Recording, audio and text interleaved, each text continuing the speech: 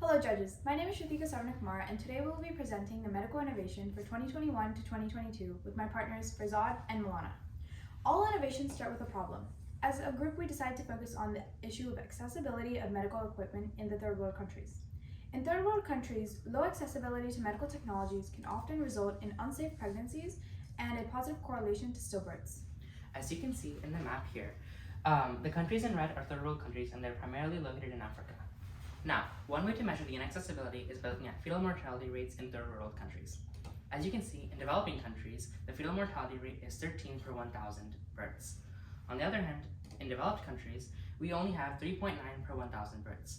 Already, developing countries are facing an issue 4.5 times worse than developed countries. Remember, this number doesn't account for mental illnesses, nor does it account for paralysis-related disadvantages. The process of giving birth typically requires high monitoring, and this is done by way of using a device called an ultrasound machine. These machines range in price from $20,000 to $200,000. Now let's look at the device used in the medical world. A standard ultrasound system setup comprises of two main components, the imaging computer and the transducer. Our device focuses more on the transducer. A transducer functions by the use of piezoelectric crystals. When an electric signal is applied, the piezoelectric crystals vibrates. The vibration causes a high-frequency pressure wave to form. This pressure wave bounces back and forth between multiple layers, and this return vibration is also registered as an electronic signal. These electronic signals are then synthesized in a program, which our device can also interface with, and they're converted into an image called a sonogram. Since this wave reading occurs thousands of times per second, the sonogram appears to be a moving image. The piezoelectric crystals are able to vibrate at different frequencies, and medical-grade transducers are typically rated at 3.5 megahertz. Keep this in mind. These machines end up costing at least a few $1,000s, and after that, the sky's the limit. Only a handful of people in the first world countries can actually spend the money to go to doctors. As you can see in this diagram here, the countries in red and orange are the ones that are only able to spend $2,000 per family in a year. This is the Bumblebee, an ultrasound device which utilizes parts similar to those found in a medical-grade ultrasound machine. This device consists of a touch-activated sensor which communicates with the ultrasonic ranger device. This device also has LED light indicators inside which switch colors when a large obstruction is detected. These obstructions are measured for depth to recreate an image of what is seen under the skin. Now, a quick demonstration of how the device works. First, we activate the device by plugging it in to any standard USB port. We have the ability to attach it to a reusable battery pack. Now, we place our finger on the touch-activated sensor. Lastly, we scan the patient. As simple as that. So I'm putting my finger on the touch-activated sensor, and then I'm going to scan the patient. In this situation, the patient is not pregnant, so they have no obstructions, and as you can see, no indication of any obstruction is detected.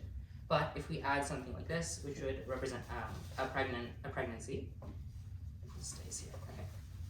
Then, as you can see, it lights up, and this will tell you that there is something underneath.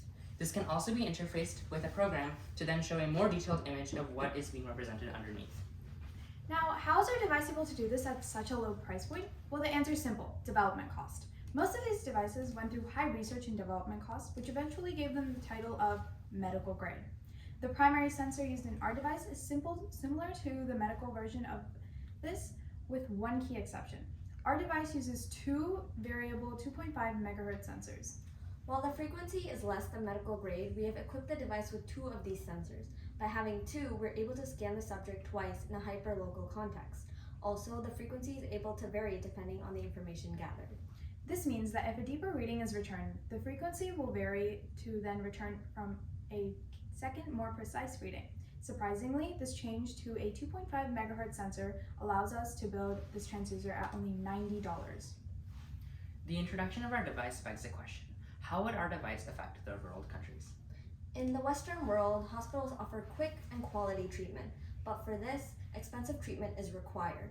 Also, most Western hospitals are set up as profiting organizations, leading to patients paying expensive premiums, ultimately funding hospitals. Next is the European world. In countries like Canada, treatment is high quality, but getting an appointment is slow. This is because the funding is only from the taxation of citizens there. This combination with the expensive equipment leads to long wait times, but ultimately patients don't pay. This all leads to less funding for hospitals. The last cycle is regarding third world countries, our focus. Initially, hospitals are poorly funded because of government subsidies and other ongoing conflicts. This, combined with expensive and little equipment, leads to slow and poor treatment for the people living in that area. And the costs are also astronomical. Patients are unable to pay, and the hospitals ultimately fall due to this lack of funding. Ultimately, reducing the cost of equipment leads to faster and more reliable treatments, patient costs are more feasible, and government subsidies make it easier so the patients don't have to pay. And the entire hospital system survives. Imagine this device, a price that is nearly 1/100 of the price of a regular ultrasound device. In the end, increasing accessibility to medical technologies will allow third world countries to develop faster and in a more stable fashion while saving thousands of lives. The use of a low-cost transducer can help so many mothers and reduce the amount of stillbirths. This was our medical innovation for 2021 to 2022. Thank you, judges.